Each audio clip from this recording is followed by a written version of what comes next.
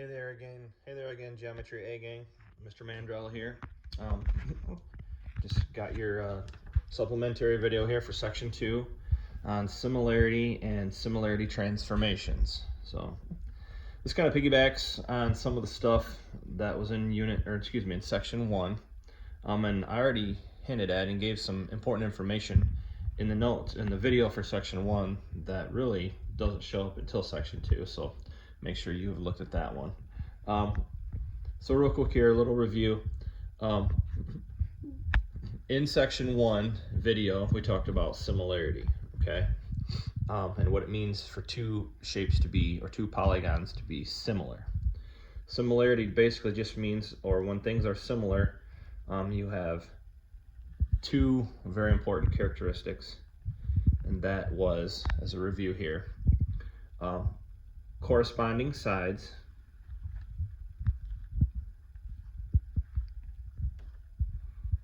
okay, so corresponding sides are proportional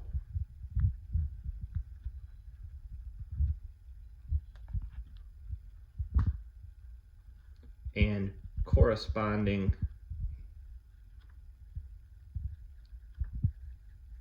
angles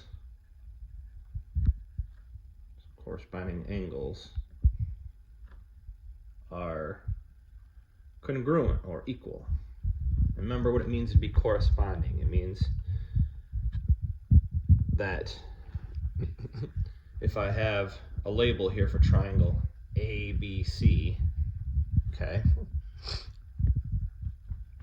and I say that triangle ABC is similar to,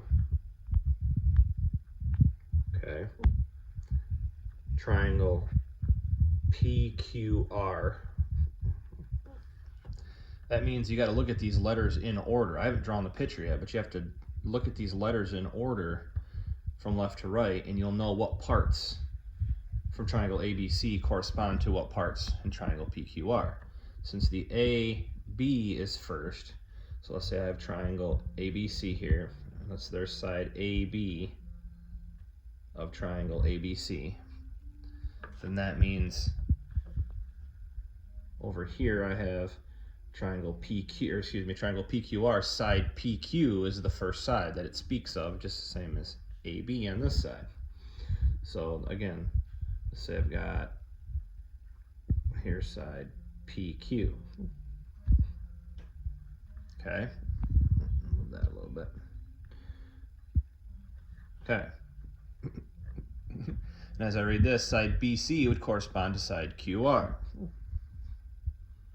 So let's go like this. Here's side C, and here's side QR.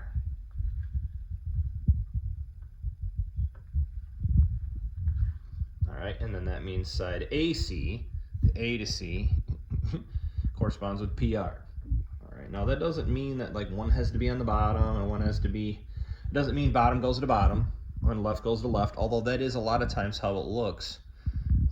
You know, when we draw these things out, obviously AB corresponds to PQ, and some people might want to say, well, because that's the side on the left, or AC corresponds to PR because those are both on the bottom. Well, all I have to do is take this triangle over here and like flip it over or turn it or something, and that doesn't mean that they're not similar just because it's been turned. So you can't always say it's well because one's on the bottom and the other one's on the bottom. They correspond to each other because they're proportional, or they are proportional because they correspond to each other in similar figures. Okay, so if these are similar, that means the corresponding sides are proportional. So that means that AB is proportional to PQ, BC is proportional to QR, and AC is proportional to PR. Not congruent, all right? And as you can see, they're definitely not congruent. They're not the same length. But the angles are congruent. So that means I'm just going to call angle A here in this corner is congruent to angle P. Those are equal, exactly the same. So if A is 30 degrees, P is 30 degrees. Angle B corresponds to and is congruent to angle Q. So that means if B is 90 degrees, Q is 90 degrees. And angle C corresponds to angle R. So that means angle C and angle R are congruent, which means that if C is 60 degrees, R is 60 degrees. Okay, so they are congruent. And I can say that because of the fact that I've already stated the triangle ABC is similar to triangle PQR. Okay, now, a little more here on what it means to be proportional. If sides or parts are proportional, that means that you can set up a proportion to find missing parts. Okay, so if two triangles here, or it could be two parallelograms, could be two pentagons. If they are similar, which in this case they are, you have to know that. It says right here, they are similar. You have to be given that information. If they are similar, then you can set up a proportion between their corresponding sides. Okay, so we got to remember here, what is a proportion? Okay, a proportion. This goes back to some pre-algebra stuff. A proportion is basically two equal ratios. Okay, all right, two equal ratios. And now you got to remember what ratios are. Ratios are basically fractions, another way of saying a fraction, all right, or it's a comparison between two numbers. So here's what this means.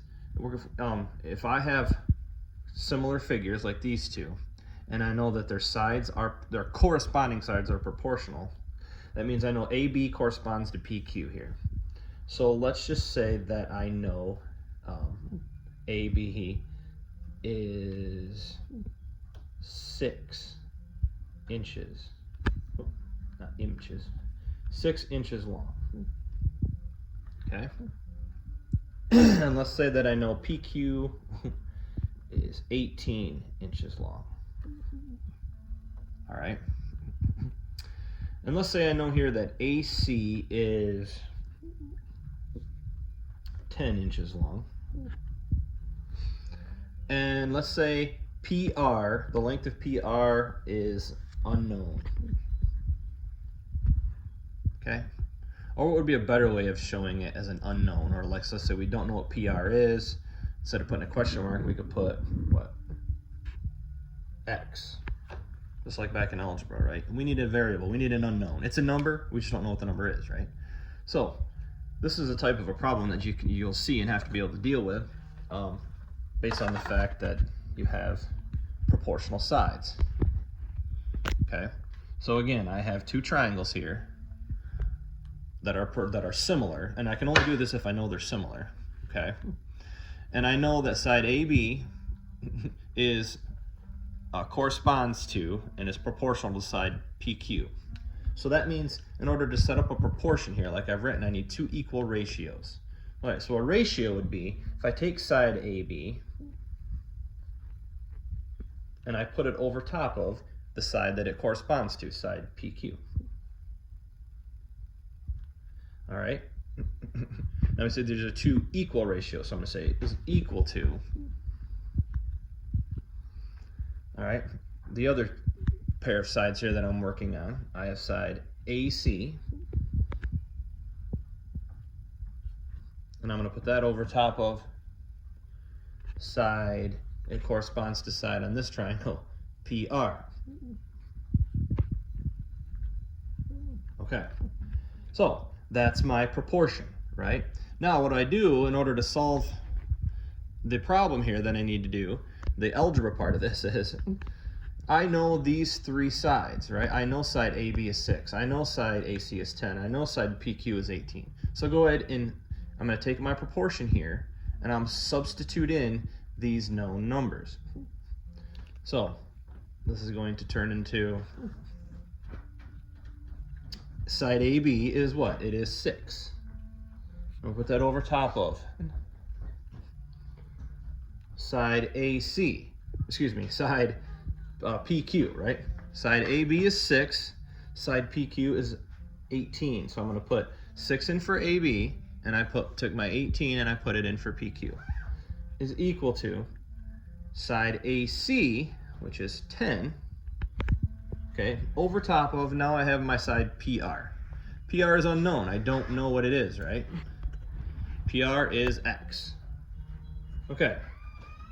So I have this proportion, 6 over 18 equals 10 over x. Okay, so we got to go back to some pre-algebra stuff here. How do you solve a proportion? 6 over 18 equals 10 over x. All right, this is your cross multiply and divide. So we cross multiply. 6 times x is 6x equals 18 times 10 is 180. Okay. All right. And now I have 6x equals 180. Simple one-step equation here, right? I need to solve for x, so I need to get rid of this times by 6. So I divide both sides by 6. Cancels out the 6. Gives me x equals 180 divided by 6 is 30. Okay. So x equals 30, which means that I can go back up here into my triangle, and I have now found my unknown side, which happens to be 30 inches. All right, so that's how you find a missing part of a triangle when you know another triangle that's similar to it. It's called ratio and proportion. You're going to create a proportion because of the fact that these sides are proportional. Now, I could do this for the other side as well, right? If I knew one of the sides, then I could give the other one. Now, the other thing you should be able to compare this to is we just found a missing part of a triangle that has a similar triangle to it, right? The other thing you should be able to look at here is you should be able to take and tell me what the scale factor is of the change from triangle ABC to triangle PQR. This goes back to the last section, right? We're talking about dilations or the scale factor that creates the dilation, right?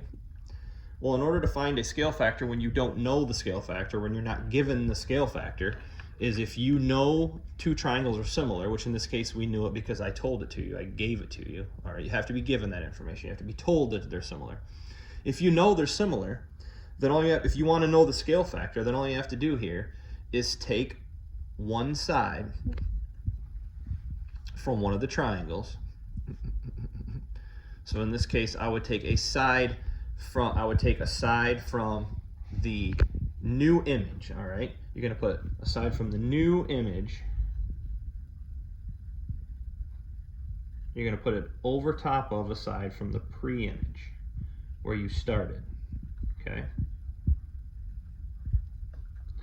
All right. And this is going to give me my scale factor.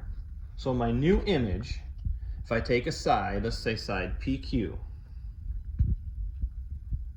and I'm going to put it over top of its corresponding side from the pre-image, which is side AB. Now go ahead and put those amounts in. PQ is 18 inches, right? AB was 6 inches. Okay. All right, 18, and now we just have a ratio here, right? All I needed was a ratio. This ratio is going to give me the scale factor, okay? This is not at a proportion. I don't have an equal ratio. I just needed the single ratio by itself of a new image over the pre-image. So when I do 18 divided by 6, I get 3. All right, so the inches cancel out, and it's just a scale factor of 3. So 3 is the scale factor. Okay. So the fact that I took, again, it's a side from, you start with a side from the new image, and you divide that by, or put it over top of, its corresponding side from the pre-image. This gives you the scale factor. So new image over pre-image equals the scale factor. So the scale factor of this pair of similar triangles is a dilation of a scale factor of 3, which makes sense because if I started with this triangle ABC and side AB is 6 and then corresponding side PQ is 18, well, that's an increase of multiplied by 3. 6 times 3 is 18, right? Same thing here. Now, I didn't know to begin with that this one was 30. I had to use ratio and proportion to find that unknown one. But now that I know that side is 30, and I just discovered and I found that the scale factor is 3, I know that 10 times 3 is 30, right? Now, obviously I would need to know one of these in order to find the other one. Let's say we wanted to work backwards. Let's say that I know that this side here is 24 inches. I'm just going to give that to you, 24 inches. Okay.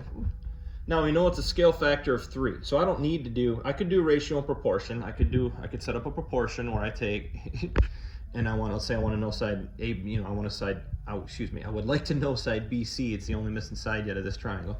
I could do the 6 over 18 equals x over 24, all right, but I now know the scale factor. I found the scale factor to be 3 down here in the bottom, right? Remember the scale factor was 3.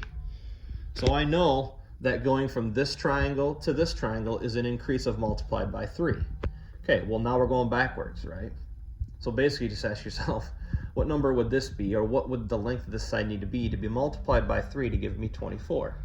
Well, that's a problem of 24 divided by 3, right? Which is 8. So that is an 8-inch side. Hardly looks like an 8. Okay. So, and that makes sense because 8 times 3 is 24. Remember, it's going up by a scale factor of 3 to the 24.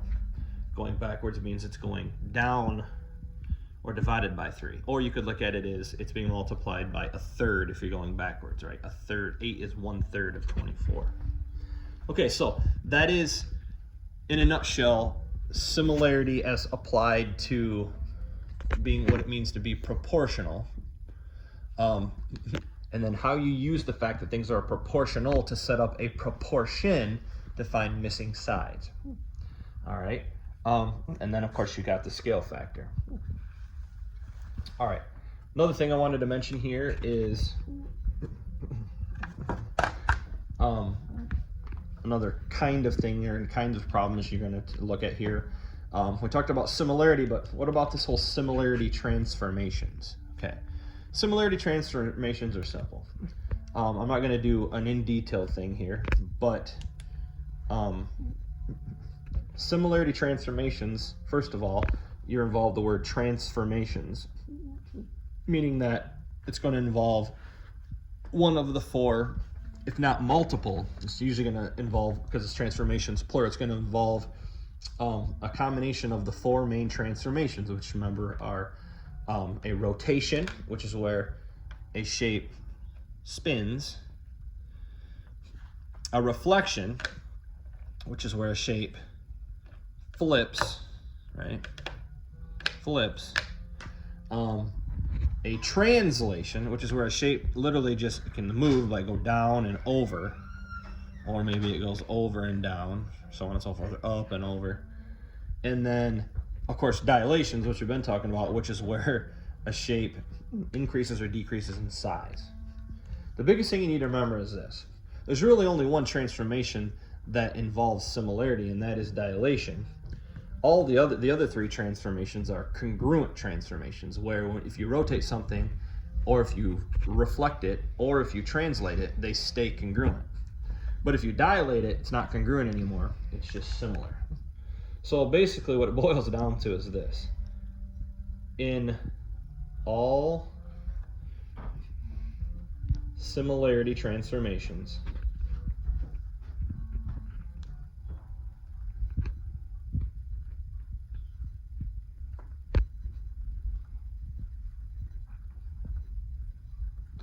there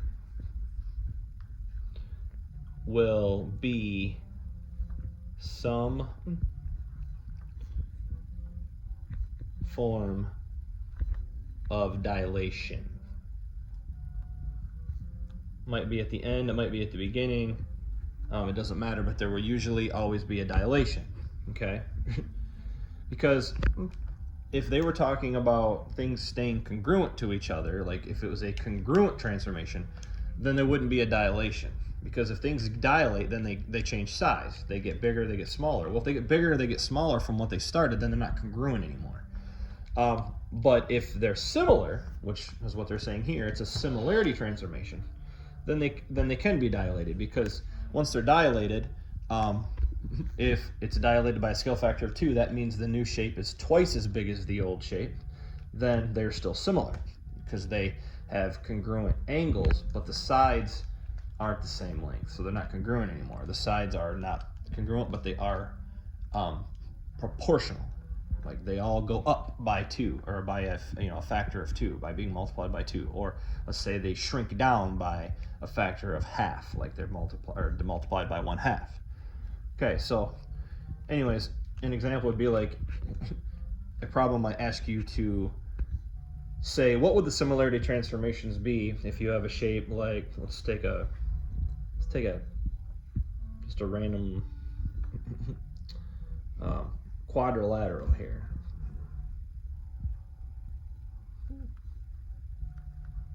So I've got this quadrilateral. Oops. Close enough. Okay, so I got a 4-sided shape here. And what series of similarity transformations would map this quadrilateral to this quadrilateral? Oops.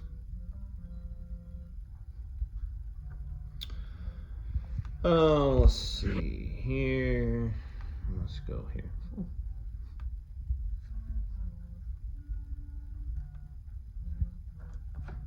All right, so let's give this some names here.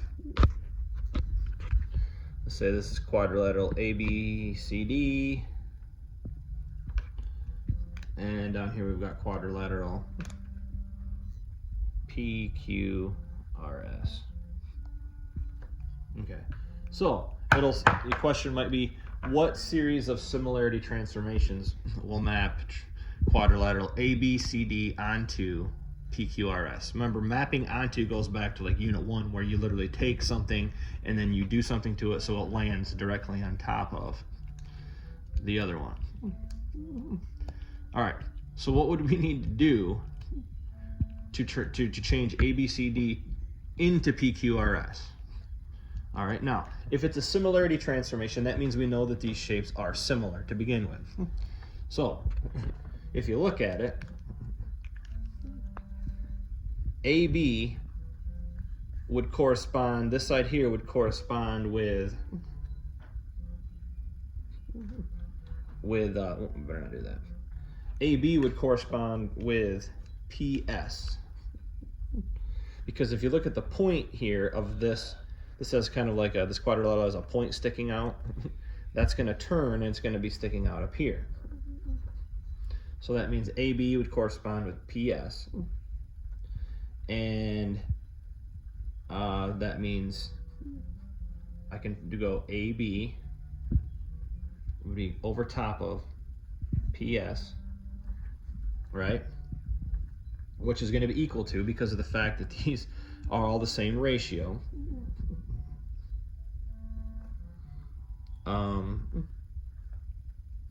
I have side BC here.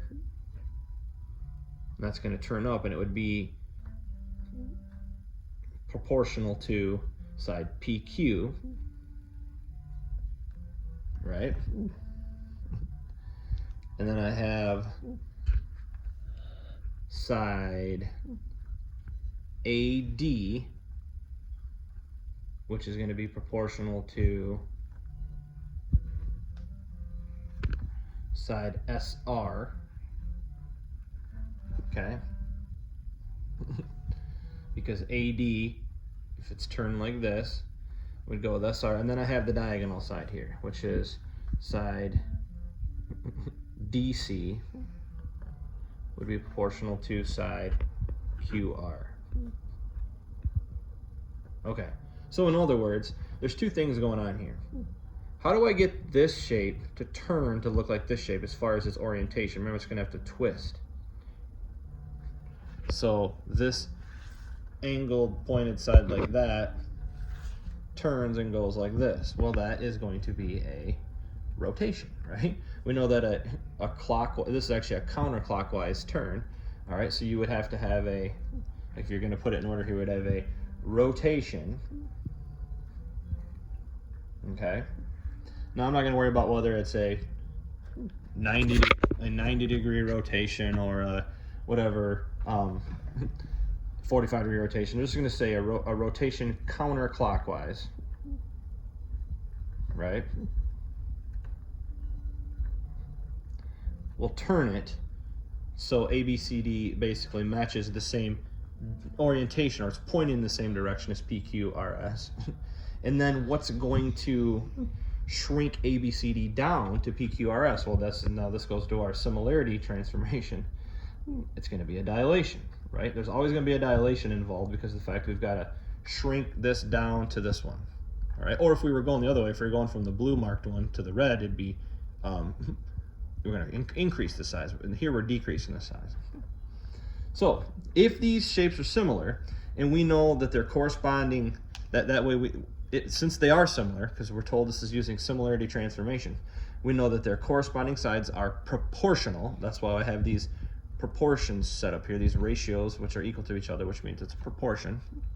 Then all I got to do is just pick one of the sides. Let's pick side AB and PS since they're first here. AB is how long? Well, just count it out here on the graph. 1, 2, 3, 4. So AB is 4. We'll move over here a little bit. Over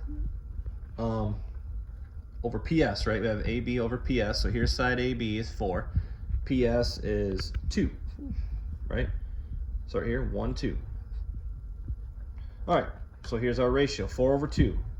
4 divided by 2 is 2, all right? So that means our scale factor is 2. That means it changed from, AB was 4 units long, and it changed down to 2 units long on PS, which is a scale factor of actually, I'm sorry, we got this backwards. We wanted to go AB over PS, which means we needed to put AB under PS. My bad. Had that backwards. You always put the new image over top of the pre-image. I screwed that up. So did you catch that? Okay, you put the new image, which is PS, over top of the pre-image, the image you started with. So I had that backwards.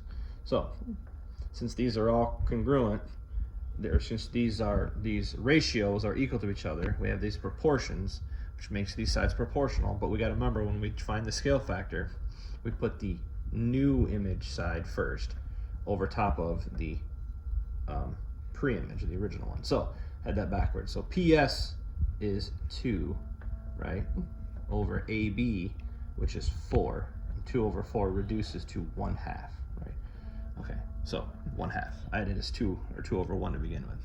So now we know that the scale factor here from the pre-image to the new image is 1/2 because of the fact that side PS is half the length of AB. So we know that it's a rotation counterclockwise first, and then a dilation by a scale factor of 1/2. Okay, or 0.5 even, if you wanted to put that. So if it asks you a problem like this, if it gives you a problem like this, it's asking you to identify what these similarity transformations are, okay? And I had to identify, obviously, that it involved a rotation, to begin with, to turn it. And then, like I said, there's always going to be a dilation involved. Then I had to dilate it. But what you have to do is you have to find the scale factor by which you're dilating it from, and then to. So from this size down to this size means it's getting smaller, and in this case it's getting smaller by 1/2. All right, it could be, if it was getting bigger, then it would be increasing, and it would be multiplied by a scale factor bigger than 1, right? So if it was going the other way, if I was starting here, this would be a clockwise rotation to get to here with a dilation by a scale factor of 2, because it'd be increasing by double. Okay, so similarity transformations. Again, it just requires finding which transformations it takes to get from one image to the next. Okay? And I think at this point, you should be pretty good to go as far as what you'll need for certain questions. There are there are going to be a number of different kinds of problems that you'll see on here that involve the first thing we did, where you set up a proportion and do cross multiply and divide. So I'll put that on here again if you want to have it as for a little review. But you should be able to handle it. Okay. So if you have any questions, make sure you let me know. Again, text, call, email, and I can always help you out. All right. Good luck.